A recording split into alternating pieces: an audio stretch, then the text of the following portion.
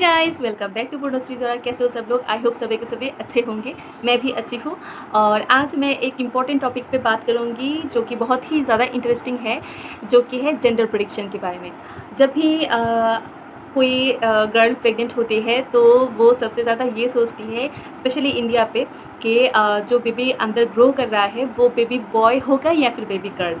तो इससे जुड़ी सारी चीज़ें वो सर्च करती रहती है या फिर पूछती है।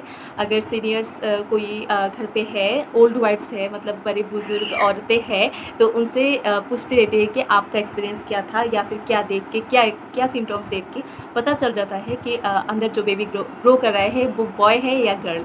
तो वैसे तो इन सब सिम्टम्स का साइंटिफिकली कोई भी एविडेंस नहीं है कि ऐसा ही होने वाला है, पर इसको फ़न वे में या फिर ऐसे ही टाइम पास करने के लिए, मन को बहलाने के लिए ये सब हम सभी करते रहते हैं। तो कि मैं जब प्रेग्नेंट थी तो मैंने भी बहुत ज़्यादा यूट्यूब पे सर्च किया था, गूगल पे सर्च किया था। तो आज मैं अपनी जो एक्सपीरियंस है वो आप लोगों के साथ शेयर करूँगी कि मुझे क्या क्या सिम्टम्स हुआ था। और आप लोगों को पहले ही बता दूँ, मेरे पास एक 1.5 साल का बेबी बॉय है, श्रेयांश। स्टार्ट करते हैं। मैंने एक नोट बनाया है यहाँ पे, मतलब मुझे क्या क्या सिम्टम्स हुआ था उसको याद करके। तो पहले ही बात आती है मॉर्निंग सिकनेस की। तो मॉर्निंग सिकनेस एक ऐसी एक सिम्टम होती है जो कि सभी बोलते हैं कि मॉर्निंग सिकनेस अगर आपको नहीं होता है तो इसका मतलब है आपको बेबी बॉय होने वाला है।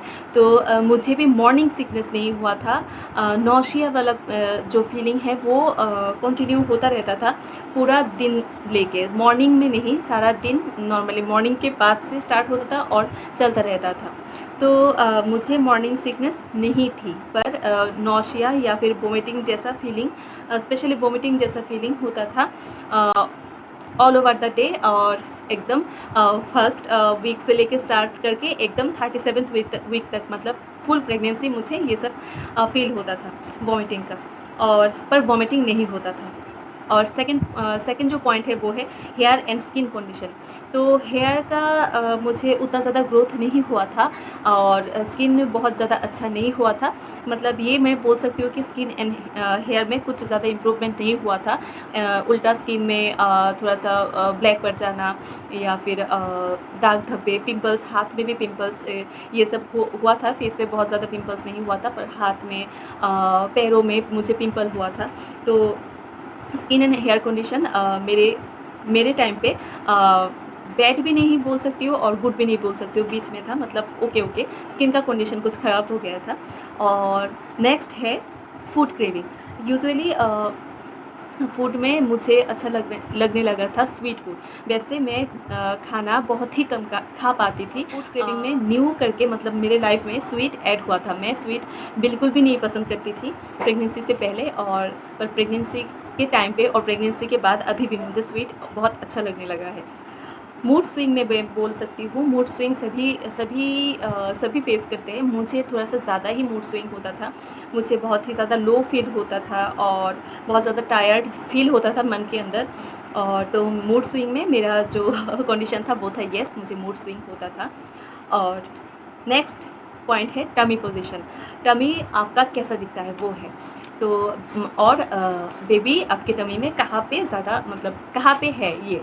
तो टमी पोजीशन में मैं बोल सकती हूँ टमी मेरा था लो पे, मतलब जो एग होता है ना, एग के जैसा, एग का जो शेप है, ओवल वाला शेप, मतलब ऊपर का हिस्सा छोटा और नीचे का हिस्सा थोड़ा सा बड़ा, ऐसा ही था। तो मेरा जो टमी पोजीशन था वो था low. Weight gain, next point. तो वेट गेन में मैंने वेट तो गेन किया था, पर मेरा जो वेट था वो पेट में ही गेन हुआ था, पूरा बॉडी में नहीं गेन हुआ था। मैं सूख गई थी बहुत ज़्यादा, नॉर्मल जैसे मैं दिखती थी उससे भी ज़्यादा सूख गई थी, और मेरा पेट जो है वो बिग हो गया था। तो वेट गेन मेरा इवनली सारा बॉडी में डिस्ट्रीब्यूट नहीं हुआ था, सिर्फ बेली में हुआ था। और नेक्स्ट 2-3 पॉइंट मैं खुद से ऐड कर रही हूँ, जो कि है मुझे बहुत तेज़ गर्मी फील होती थी, सारा दिन मुझे गर्मी लगती थी, और जब मैं प्रेग्नेंट थी उस टाइम पे सर्दियों का भी मौसम चल रहा था, जनवरी, दिसंबर, नवंबर, उस टाइम पे तो यूजुअली ठंड रहता है यहाँ पे। तो उस टाइम पे भी मुझे बहुत तेज़ गर्मी लगती थी। मैं 5 से 6 बार नहाती थी, कुछ देर बाद ही मैं नहाती थी। अगर नहाऊँ तो मेरा जो तबीयत है वो अच्छा रहता था, बहुत ज़्यादा नहाऊँ तो। कुछ देर बाद ही मैं नहाती रहती थी। तो मुझे बहुत तेज़ गर्मी लगती थी, ये एक पॉइंट है। और मुझे एनर्जी बिल्कुल भी नहीं फ़ील होता था। मैं तो वैसे काम, घर का काम जो होता है, मतलब कुकिंग वगैरह, बहुत ज़्यादा काम नहीं, झाड़ू पोछा ये नहीं, कुकिंग वगैरह, पूजा देना, ये सब मैं करती थी। पर मुझे कुकिंग में अच्छा लगता था, पर मैं टायर्ड फ़ील करती थी बहुत ज़्यादा। ये सब कुछ तो था ही, साथ में मैं खाने की बात करूँ तो मुझे कुछ भी खाने का मन नहीं होता था, मैं कुछ खा भी नहीं पाई। ऐसा होता है ना कि प्रेगनेंसी में लेडीज़ को उस चीज़ खाने का मन होता है, ये चीज़ खाने का मन होता है, ये खाना, वो खाना, बिरयानी खाना, ये सब, खिचड़ी खाना, ये सब। मुझे कुछ भी नहीं अच्छा लगता था। और मुझे सिर्फ़ मुझे याद है, मैं बॉइल्ड पोटैटो और बॉइल्ड पोटैटो और राइस, यही मैं खाती थी। और कुछ कभी-कभी तो ऐसा भी होता था कि मुझे कुछ भी खाने का मन नहीं होता था और मैं बहुत ही ज़्यादा कम क्वांटिटी में खाती थी। मतलब बोला जाता है कि बार-बार खाने के लिए, पर मुझे एक टाइम भी मैं अच्छे से खा लूँ तो वही मेरे लिए तब बहुत ज़्यादा, मतलब कुछ कर लिया, ऐसा कुछ भी होता था, क्योंकि मुझे खाने का बिल्कुल भी नहीं मन होता था। तो ये तो था मेरी जो एक्सपीरियंस वो। और आई होप आप लोगों ने भी जो अभी मम्मी बन चुके हो, ऐसा ही कुछ एक्सपीरियंस किया होगा। तो मेरे बेबी बॉय के बारे में मेरा जो एक्सपीरियंस था वो मैंने आप लोगों के साथ शेयर किया, सिम्पटम्स वाली। आई होप आप लोगों को अच्छा लगा होगा।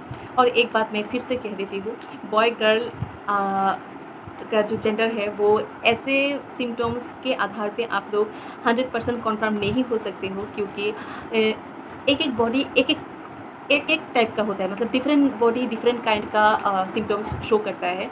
तो एक सभी मम्मीज़ अलग होती है, तो एक मम्मी का सिम्पटम्स जो है वो दूसरी मम्मी पे अगर आप लोग अप्लाई करना चाहो या फिर सोचना चाहो या फिर बोलना चाहते हो कि उसको तो ऐसा हुआ है, तुमको ऐसा हो रहा है, तो तुमको शायद ये नहीं है या फिर वो नहीं है या फिर यही होगा।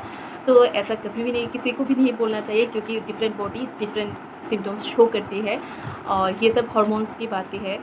तो यही है। तो आज का ये ब्लॉग आप लोगों को कैसा लगा कमेंट सेक्शन में ज़रूर बताना। आज के लिए बस इतना ही, बाद में मैं फिर से मिलूँगी। और हाँ, अगर आप लोग प्रेग्नेंट हो, जो भी मेरे ब्लॉग देख रहे हो, उनको बहुत सारी कांग्रेचुलेशंस। आपका आने वाला लाइफ बहुत अच्छी तरीके से, हेल्दी तरीके से बीते, और आपका बेबी और आप बहुत हेल्दी तरीके से रहो नेक्स्ट आने वाली लाइफ में, और आपका जो डिलीवरी है वो बिल्कुल सेफ़ हो, आपका हेल्थ अच्छा रहे और आप खुश रहो, जो भी जेंडर है आप खुश रहो, वही मैं चाहती हूँ। तो अभी के लिए मैं बाय बाय बोलती हूँ, बाद में मैं फिर से मिलूँगी। टाटा।